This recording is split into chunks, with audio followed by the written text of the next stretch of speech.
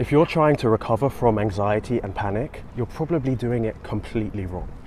If you're like I was, then when you're in an anxiety-provoking situation, or just in general, you're trying everything you can to hold it in, to stop the feelings, the shaking, the skipped beats, the feeling unreal. Your goal is to not feel anxious and to not panic. But all that happens is the pressure of holding it in builds up. The fear gets stronger, the feelings get worse until you can't take it anymore and either fully panic or escape to a safe place.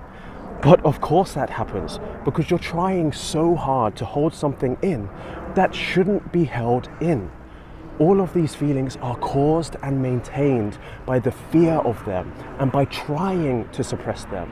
So of course you're going to freak out and the tension will build up until it reaches a breaking point. But the truth is, all of these feelings are normal symptoms of stress and anxiety. But because you're so afraid of them, you're hypersensitive to them and they feel so much more intense and scary. So how do you desensitize yourself? Well, what I learned was that I had to voluntarily accept all of the worst feelings, all of the worst thoughts, and allow them to be there. Allow and accept the shaking, the skipped beats, the feeling unreal without fighting it, so that I could truly understand, hey, these feelings are safe. They're not dangerous. I don't need to hold them in and build up all this tension and pressure. Then they lose their power. They become weaker.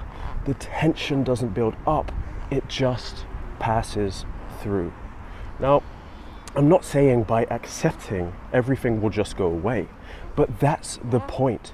You need to be comfortable with being uncomfortable, and then over time, once you are truly able to accept anxiety in all of its forms, you will begin to become desensitized to the feelings and even the thoughts, to the point where it will become difficult to trigger that level of fear and panic in the same way, because this acceptance has become your default and taught your mind and body that you are safe. Whereas now, you're just teaching yourself to be afraid.